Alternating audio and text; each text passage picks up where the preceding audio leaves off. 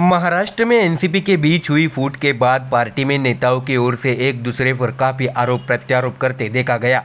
अजित पवार ने चाचा पवार से बगावत कर शिंदे फडणवीस सरकार में शामिल हो गए। हालांकि शरद पवार फिर से पार्टी को मजबूत बनाने के लिए अलग अलग जगह सभा कर कार्यकर्ताओं में जोश भर रहे हैं। अब फिर से एनसीपी में पवार परिवार के बीच की बयानबाजी सामने आई है। क्या है खबर, जानते हैं विस्तार से। दरअसल राष्ट्रवादी कांग्रेस नेता और बारामती लोकसभा क्षेत्र से सांसद सुप्रिया सुले एक टीवी कार्यक्रम में नजर आई। इस कार्यक्रम में उन्हें राज्य के उप मुख्यमंत्री अजित पवार की कुछ पुरानी तस्वीरें दिखाई गई। इन तस्वीरों को देखकर सुप्रिया सुले की आंखों में आंसू आ गए। यही सवाल अजित पवार से भी पूछा गया, लेकिन अजित दादा ने कोई जवाब नहीं दिया और हाथ जोड़कर वहां से चले गए। आपको बता दें कि उप मुख्यमंत्री अजित पवार इन दिनों पुणे दौरे पर है। उन्होंने शुक्रवार को पुणे में पत्रकारों से बातचीत की। इस मौके पर उनसे कंत्राटी भर्ती, मराठवाड़ा मुक्ति दिवस, संभाजीनगर मंत्रिमंडल पर सवाल पूछे गए। इसके बाद पत्रकारों ने सुप्रिया सुले को लेकर अजित पवार से सवाल पूछा, लेकिन उन्होंने इस पर चुप रहना ही बेहतर समझा। आपको ये भी बता दें कि बाकी सभी प्रश्नों का दादा ने खुलकर जवाब दिया था, लेकिन सुप्रिया सुले के सवाल पर जवाब देते हुए उन्होंने चलो नमस्कार कहा और प्रेस कॉन्फ्रेंस से चले गए। दरअसल पवार परिवार अक्सर कहता रहा है कि रिश्ते एक तरफ है और राजनीति दूसरी तरफ। जब सुप्रिया सुले ने एक कार्यक्रम में कहा कि अजित पवार अभी भी हमारे नेता है, फिर उनके इस बयान को संभालते हुए शरद पवार ने भाई बहन के रिश्ते का उदाहरण दे दिया और मामले को संभाल लिया। हालांकि भाई बहन के रिश्ते की कोमलता की गवाही देने वाले कुछ पल इस कार्यक्रम में देखने को मिले। कार्यक्रम में सुप्रिया सुले और अजित पवार की बीते दिनों के साथ बिताई सुखद पलों की तस्वीरें दिखाई गई। वहीं सुप्रिया सुले अजित दादा की आरती करते हुए का वीडियो भी सामने आया और सुप्रिया सुले के आंखों में आंसू आ गए। दिलचस्प बात यह है कि एनसीपी में दो गुटों में फूट पड़ने के बाद सुप्रिया ने इस साल अजित दादा के साथ रक्षाबंधन नहीं मनाया। शायद यही यादगार सुप्रिया सुले की यादें ताज़ा हो गई और वह रोने लगी। तो देखा आपने सुप्रिया सुले की ओर से अजित दादा पर नरम रुख अपनाया है, तो वही अजित पवार ने सुप्रिया सुले पर पूछे गए सवाल पर जवाब देने से इनकार कर दिया। अब देखना होगा कि आने वाले दिनों में पवार परिवार के बीच की दूरी बढ़ती है या कुछ रिश्तों में और कुछ देखने को मिलता है। Bureau report, MDR news. Jammu Kashmir के अनंतनाग जिले में आतंकवादियों के साथ मुठभेड़ में सेना के 2 अधिकारी, एक कर्नल, एक मेजर और एक वरिष्ठ पुलिस अधिकारी शहीद हो गए। उसके बाद एक बड़ा फैसला लिया गया है। इससे भारत और पाकिस्तान के बीच रिश्ते खराब हो गए हैं। इसलिए अनुराग ठाकुर ने अब साफ किया है, जब तक पाकिस्तान आतंकवाद को बढ़ावा देना बंद नहीं करेगा तब तक भारत और पाकिस्तान के बीच कोई क्रिकेट मैच नहीं होगा। आपको ये भी बता दें कि भारत के यूथ अफेयर और खेल मंत्री अनुराग ठाकुर ने कहा है कि एशिया कप में भारत और पाकिस्तान के बीच 2 मैच खेले गए, लेकिन अब उसके बाद कोई पाकिस्तान के साथ क्रिकेट मैच नहीं होगा। ठाकुर ने इसकी वजह भी बताई है कि भारत पाकिस्तान के साथ क्रिकेट मैच नहीं खेलेगा। अनुराग ठाकुर ने कहा, BCCI ने पहले ही फैसला कर लिया है कि भारत पाकिस्तान के साथ तब तक द्विपक्षीय मैच नहीं खेलेगा जब तक वह सीमा पर आतंकवाद बंद नहीं कर देता। यह भारतीय नागरिकों की भावनाओं के अनुरूप है, इसलिए हम पाकिस्तान के साथ तब तक कोई क्रिकेट मैच नहीं खेलेंगे जब तक वह आतंकवाद को समर्थन देना बंद नहीं कर देता। हालांकि कुछ ही दिनों में वनडे वर्ल्ड कप शुरू होने वाला है, लेकिन उससे पहले अनुराग ठाकुर ने यह कदम उठा लिया है। हालांकि फैंस के बीच इस बात को लेकर असमंजस की स्थिति है कि वर्ल्ड कप में भारत और पाकिस्तान के बीच मुकाबला होगा या नहीं। हालांकि आपको ये भी बता दें कि अनुराग ठाकुर ने जब अपना पक्ष रखा तो उन्होंने वर्ल्ड कप को लेकर कोई राय जाहिर नहीं की। भारत और पाकिस्तान के बीच वर्ल्ड कप का मैच 14 अक्टूबर को खेला जाने वाला है, लेकिन अनुराग ठाकुर के रुख से यह मैच होगा या नहीं, इसे लेकर असमंजस की स्थिति पैदा हो गई है। हालांकि अनुराग ठाकुर भारत और पाकिस्तान के बीच द्विपक्षीय क्रिकेट सीरीज की बात करते दिख रहे हैं, इसलिए ऐसा लग रहा है कि वर्ल्ड कप में भारत और पाकिस्तान का मैच हो सकता है। दरअसल आपको ये भी बता दें कि भारत और पाकिस्तान के बीच कई सालों से कोई द्विपक्षीय सीरीज नहीं हुई है। अब ऐसा कोई संकेत नहीं है कि ऐसा जल्द हो सकता है, तो इसमें कोई शक नहीं कि क्रिकेट जगत के सभी प्रशंसकों की नज़र इस पर होगी कि पाकिस्तान इस बारे में क्या राय रखता है।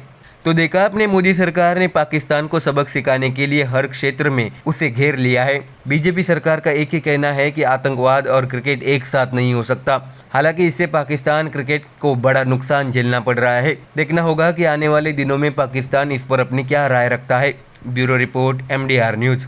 महाराष्ट्र की सियासत में दल बदल और वार पलटवार पिछले कुछ दिनों में काफी देखने को मिल रहा है। शिवसेना में हुई भारी बगावत के बाद उद्धव ठाकरे गुट और शिंदे गुट एक दूसरे को नीचे दिखाने का कोई मौका नहीं छोड़ रहे। शिवसेना के 40 से अधिक विधायकों के साथ एकनाथ शिंदे ने बगावत कर उद्धव ठाकरे को बड़ा झटका दिया था। उसके बाद उन्होंने बीजेपी के साथ गठबंधन कर सरकार बनाई और खुद सीएम बन गए। हालांकि बगावत करने वाले विधायकों पर अयोग्यता की तलवार अभी तक लटकी रही है। क्या है खबर, बताते हैं आपको विस्तार में। दरअसल गुरुवार को विधानसभा अध्यक्ष राहुल नार्वेकर के समक्ष शिवसेना विधायकों की अयोग्यता के मुद्दे पर सुनवाई हुई। इस समय शिवसेना के दोनों गुटों के वकीलों ने अपना पक्ष रखा। इस समय शिंदे की पार्टी शिवसेना ने कहा कि उसे याचिका से संबंधित दस्तावेज नहीं मिले हैं और उनका अध्ययन करने के लिए उन्हें 2 सप्ताह का समय मांगा गया है। हालांकि इस मांग को विधानसभा अध्यक्ष ने मान लिया है। दरअसल आपको ये भी बता दें कि सुनवाई के बाद विधानसभा अध्यक्ष नार्वेकर ने मीडिया के सामने अपना पक्ष रखा। उन्होंने कहा, मैं एक न्यायिक प्राधिकारी के रूप में काम कर रहा हूँ, इसलिए इस बारे में बात करना उचित नहीं है। राहुल नार्वेकर ने आलोचकों को जवाब देते हुए कहा, जो लोग आरोप लगाना चाहते हैं उन्हें ऐसा करने दीजिए। न्याय से जुड़े मामले पर बात करना उचित नहीं है। विधानसभा के नियमों के अनुसार ही निर्णय दिया जाएगा और संविधान के प्रावधानों का पालन किया जाएगा और उस पर हम सही से निर्णय भी लेंगे। उन्होंने ये भी कहा कि प्रक्रिया का पूरा पालन किया जाएगा। साथ ही उन्होंने ये भी कहा कि हम अगली सुनवाई को लेकर उचित निर्णय लेंगे और याचिकाकर्ताओं को बताएंगे। इसके बाद दोनों गुटों के वकीलों ने मीडिया के सामने बोलते हुए दावे प्रतिदावे किए। इस मौके पर शिवसेना उद्धव बालासाहेब ठाकरे पार्टी के विधायक सुनील प्रभु ने शिवसेना की आलोचना की।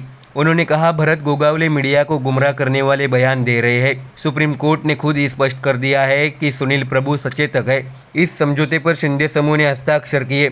उन्होंने आगे कहा कि पहले हमें बताया गया कि हमें दस्तावेज नहीं मिले।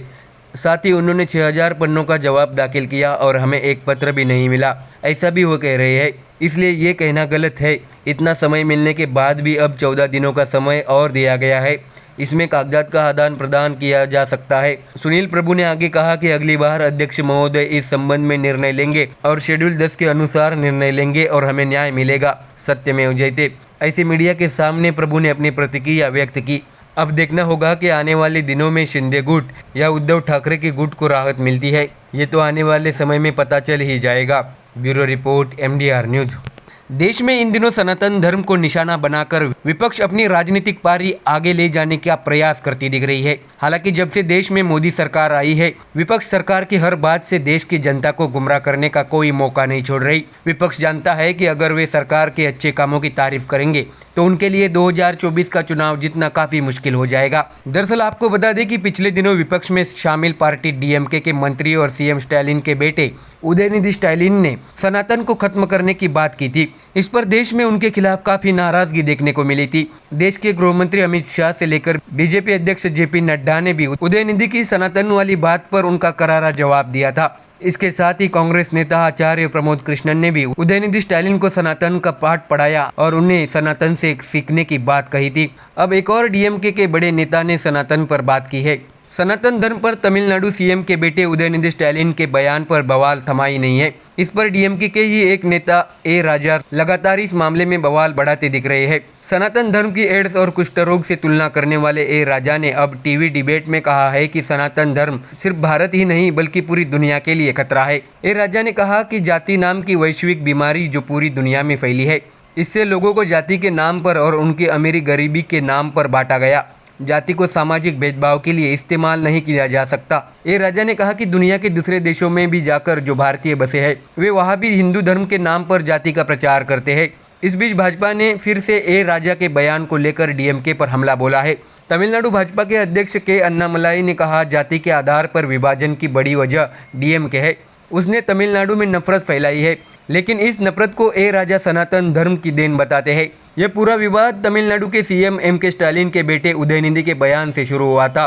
उदयनिधि ने कहा था कि सनातन धर्म तो डेंगू, मलेरिया और कोरोना जैसा है, इसको खत्म कर देना चाहिए। उनके इस बयान पर खूब बवाल हुआ था और भाजपा ने इसे इंडिया गठबंधन से जोड़ते हुए कांग्रेस पर भी हमला बोला था। इससे कांग्रेस ने तो दूरी बना ली, लेकिन ए राजा ने यह कहते हुए फिर से विवाद बढ़ा दिया था कि उदयनिधि ने तो नरमी दिखाई थी। मैं तो कहता हूँ कि सनातन की तुलना HIV और कुष्ठ रोग से होनी चाहिए। इसके बाद उनका फिर से यह विवादित बयान आया है। एक तरफ डीएमके के नेताओं के बयान से बवाल मचा है तो वही पार्टी मुखिया एमके स्टालिन आग बुझाने में जुटे हैं। उन्होंने कहा था कि हमने तो 1000 मंदिरों में अभिषेक कराया था, लेकिन वह खबर नहीं चलाई गई। उन्होंने कहा कि उदयनिधि के बयान को गलत ढंग से पेश किया गया था। उनका इरादा किसी धर्म को अपमानित करना नहीं था। तो देखा अपने सनातन पर विपक्ष अब गिरता जा रहा है। अब देखना होगा कि आने वाले दिनों में बीजेपी सनातन के मुद्दे पर विपक्ष पर और कितना बड़ा हमला बोल देती है। Bureau report MDR news. Sanatan Dharma पर विपक्षी पार्टी डीएमके के नेता और मंत्री उदयनिधि स्टालिन के बयान के बाद देश में उनके खिलाफ काफ़ी विरोध देखने को मिल रहा है। एक तरफ मोदी सरकार के खिलाफ इंडिया गठबंधन जो विपक्षी पार्टियों ने एक साथ आकर बनाया है, उनमें अब सनातन को लेकर मतभेद देखने को मिल रहे हैं। दरअसल आपको बता दें कि विज्ञान भी सनातन को पकड़ने में अभी तक कामयाब नहीं हुआ है, किंतु वेदांत में उल्लेखित जिन सनातन सत्य की महिमा का वर्णन किया गया है, हमारे ऋषि मुनियों ने ध्यान और मोक्ष की गहरी अवस्था में ब्रह्म, ब्रह्मांड और आत्मा के रहस्य को जानकर उसे स्पष्ट तौर पर व्यक्त किया है। अब सबसे पुराने धर्म की हुई विपक्षी द्वारा आलोचना का जवाब बीजेपी ने बखूबी दिया है और अब देश के प्रधानमंत्री नरेंद्र मोदी ने भी इस पर अपनी प्रतिक्रिया व्यक्त की है। क्या कहा मोदी जी ने सनातन पर, आइए जानते हैं विस्तार में। पीएम मोदी ने सनातन विरोध को लेकर इंडिया गठबंधन पर जोरदार प्रहार किया और आरोप लगाया कि मुंबई की बैठक में संकल्प लेने के बाद ऐसा किया गया है। पीएम मोदी ने आगे कहा कि सनातन को खत्म करके दोबारा भारत को गुलामी के दौर में ले जाना चाहते हैं। दरअसल मध्य प्रदेश के बीना में पेट्रोकेमिकल्स कॉम्प्लेक्स के आधारशिला रखने के बाद पीएम मोदी ने जहां एक तरफ G20 सम्मेलन के सफल आयोजन का जिक्र किया, तो दूसरी तरफ विपक्ष पर जोरदार हमलावर नजर आए। पीएम मोदी ने इंडिया अलायंस को इंडी अलायंस और घमंडिया गठबंधन कहते हुए कहा कि इनका नेता और नेतृत्व तय नहीं है, लेकिन सनातन के विरुद्ध का संकल्प ले लिया है। उन्होंने कहा, एक तरफ आज का भारत दुनिया को जोड़ने का सामर्थ्य दिखा रहा है, दुनिया के मंचों पर यह हमारा भारत विश्व मित्र के रूप में सामने आ रहा है। दूसरी तरफ कुछ ऐसे दल भी है जो देश को, समाज को विभाजित करने में जुटे हैं। इन्होंने मिलकर एक इंडी अलायंस बनाया। इसे कुछ लोग घमंडिया गठबंधन भी कहते हैं। इसका नेता तय नहीं, नेतृत्व पर भ्रम है। लेकिन इन्होंने पिछले दिनों मुंबई में जो मीटिंग हुई थी, मुझे लगता है उसमें उन्होंने आगे घमंडिया गठबंधन कैसे काम करेगा उसकी नीति और रणनीति बना दी है और उन्होंने अपना हिडन एजेंडा तय किया। इनकी नीति है भारत की संस्कृति पर हमला करने की। इस गठबंधन का निर्णय है भारतीयों की आस्था पर हमला करो। इनकी नीयत है भारत को जिस विचारों ने, जिस संस्कारों ने, जिस परंपराओं ने हजारों वर्षों तक जोड़ा है, उसे तबाह कर दो। पीएम मोदी ने आगे कहा, जिस सनातन से प्रेरित होकर देवी अहिल्याबाई होलकर ने देश भर में सामाजिक काम किए, देश के आस्था की रक्षा की, यह घमंडिया गठबंधन उस सनातन परंपरा को समाप्त करने का संकल्प लेकर आए हैं। जिस सनातन को गांधी जी ने जीवन भर माना, जिन भगवान श्री राम ने आपको जीवन भर प्रेरणा दी, उनके आखिरी शब्द थे, हे राम। ये घमंडिया गठबंधन के लोग उस सनातन परंपरा को समाप्त करना चाहते हैं। पीएम मोदी ने कहा कि यह सनातन की ताकत थी कि स्वतंत्रता आंदोलन में फांसी पाने वाले वीर कहते थे कि अगला जन्म मुझे फिर भारत माँ की गोद में देना। जो सनातन संस्कृति संत रविदास का प्रतिबिंब है, जो सनातन संस्कृति माता सबरी की पहचान है, जो सनातन संस्कृति महर्षि वाल्मीकि आधार है, जिस सनातन ने हजारों वर्षों से भारत को जोड़े रखा है, ये लोग मिलकर अब उस सनातन को खंड खंड करना चाहते हैं। आज इन लोगों ने खुलकर बोलना शुरू किया है, खुलकर हमला करना शुरू किया है। कल ये लोग हम पर होने वाले हमले और बढ़ाने वाले हैं। देश के कोने कोने में हर सनातनी को, इस देश को प्यार करने वालों को, इस देश की मिट्टी को प्यार करने वालों को सतर्क करने की जरूरत है। सनातन को मिटाकर ये देश को फिर 1000 साल की गुलामी में धकेलना चाहते हैं, लेकिन हमें मिलकर ऐसी ताकतों को रोकना है। हमारी संगठन की शक्ति से, हमारी एकजुटता से उनके मंसूबों को नाकाम करना है। तो देखा अपने सनातन पर विपक्ष द्वारा जो बयान दिया गया था, उस पर प्रधानमंत्री नरेंद्र मोदी ने तीखा हमला बोल दिया है। अब देखना होगा कि आने वाले दिनों में प्रधानमंत्री मोदी द्वारा दिए गए इस बयान पर विपक्ष अपना क्या रुख अपनाता है। Bureau report MDR news.